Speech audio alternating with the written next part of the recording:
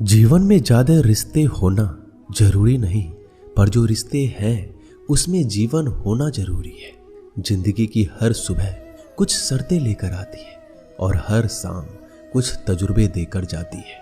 तूफान भी आना जरूरी है जिंदगी में, तब जाकर पता चलता है कौन हाथ छुड़ाकर भागता है और कौन हाथ पकड़कर।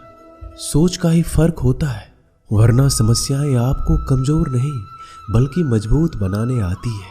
अकेले हो तो विचारों पर काबू रखो और सबके साथ हो तो जुबान पर काबू रखो।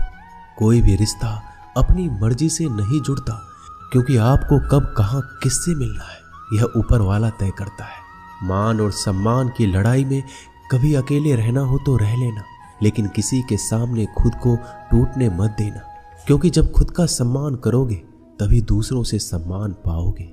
दिल साफ और मकसद सही हो तो यकीन रखो किसी न किसी रूप में ईश्वर आपकी मदद करते हैं। कभी भी किसी पे आंख बंद करके भरोसा ना करें, क्योंकि दुनिया इतनी भी अच्छी नहीं है कि आपके भरोसे को कायम रख सके। खत्म तो सब धीरे धीरे होता है, बस पता अचानक लगता है। मुश्किल वक्त दुनिया का सबसे बड़ा जादूगर है, क्योंकि वह एक पल में आपके चाहने वालों के चेहरे से नकाब हटा देता है। गलती जीवन का एक पन्ना है, लेकिन रिश्ता पूरी किताब है। जरूरत पड़ने पर गलती का एक पन्ना फाड़ देना, लेकिन एक पन्ने के लिए पूरी किताब को मत खोना। किरण चाहे सूर्य की हो या फिर आशा की, जीवन के सभी अंधकार मिटा देती है। सब्र और सच्चाई एक ऐसी सवारी है जो कभी अपने सवार को गिरने नहीं देती, ना किसी के कदमों में ना किसी के नजरों में। अकेले चलना और आगे बढ़ते रहना आसान नहीं होता, लेकिन अगर हार ना मानी जाए, अपने आप को धोखा ना दिया जाए, तो आखिर में एक बेहतरीन कामयाबी हासिल होकर ही रहती है। अकेले चलना बहुत मुश्किल होता है, बहुत ही ज्यादा मुश्किल, लेकिन अकेले उठाया हुआ हर एक कदम तुम्हारे इरादों को मजबूत बनाता है, तुम्हारे व्यक्तित्व को निखारता है।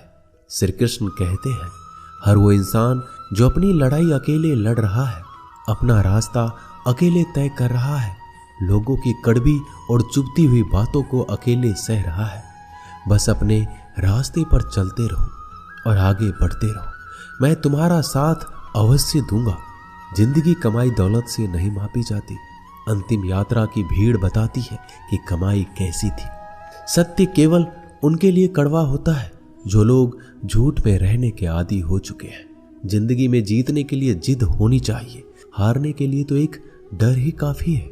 भरोसा रखिए, जब हम किसी का अच्छा कर रहे होते हैं तो हमारे लिए भी कुछ अच्छा हो रहा होता है। सही फैसला लेना काबिलियत नहीं है, फैसला लेकर उसे सही साबित करना काबिलियत है। जैसे उबलते पानी में परछाई कभी नहीं दिखती, ठीक उसी प्रकार परेशान मन में भी समाधान नहीं दिखते। शांत होकर देखिए, सभी समस्याओं का हल मिल जाएगा। संसार में कोई भी मनुष्य सर्वगुण संपन्न नहीं होता, इसलिए कुछ कमियों को नजरअंदाज कर रिश्ते बनाए रखिए। जब किसी को किसी से रिश्ता खत्म करना होता है तो सबसे पहले वो अपनी जुबान की मिठास खत्म कर देता है। आंखों में नींद बहुत है पर सोना नहीं है, यही समय है कुछ करने का, इसे खोना नहीं है। श्री कृष्ण कहते हैं, ना किसी के अभाव में जियो, ना किसी के प्रभाव में जियो। यह जिंदगी है आपकी, अपने स्वभाव में जियो। रिश्ते को इस तरह से बचा लिया करो, कभी मान जाया करो, कभी मना लिया करो। मौन रहना एक साधना है और सोच समझकर बोलना एक कला। जो व्यक्ति स्पष्ट, साफ और सीधी बात बोलता है, उसकी वाणी तीव्र एवं कठोर जरूर होती है, लेकिन ऐसा व्यक्ति कभी किसी को धोखा नहीं देता। जो प्राप्त है वही पर्याप्त है। इन दो शब्दों में सुख बेहिसाब है। कर्म बहुत ध्यान से कीजिए, क्योंकि ना तो किसी की दुआ खाली जाती है, ना किसी की बद्दुआ। कभी याद रखना कि अगर ये दुनिया भेड़ियों का एक जंगल है तो तुम उन भेड़ियों के राजा हो। कहते हैं कि शिकार की तलाश में निकला भेड़िया उन भेड़ियों से ज्यादा भूखा होता है जिन्होंने अपने शिकार को पा लिया हो। तो तुम्हें बस इसी भेड़िए की तरह बनना है जो अपने शिकार की तलाश में भूखा हो। उसका दिमाग तेजी से काम कर रहा हो कि भूख कैसे मिटाया जाए, और ये भूख है कामयाबी की, दूसरों से कुछ अलग कर दिखाने की भूख, लोगों की निंदा से परेशान होकर रास्ता ना बदलना, क्योंकि सफलता शर्म से नहीं साहस से मिलती है। जीवन में आपको रोकने टोकने वाला कोई है तो उसका एहसान मानिए, क्योंकि जिन बागों में माली नहीं होते वह बाग जल्दी उजड़ जाते हैं। जो लोग मन में उतरते हैं उन्हें संभाल कर रखिए, जो लोग मन से उतरते हैं उनसे संभल कर रहिए। बुद्धिमान लोग कभी इतिहास नहीं रचते, वो तो सिर्फ इतिहास को पढ़ते हैं। इतिहास तो पागल लोग रचते हैं जिन पर दुनिया हंसती है।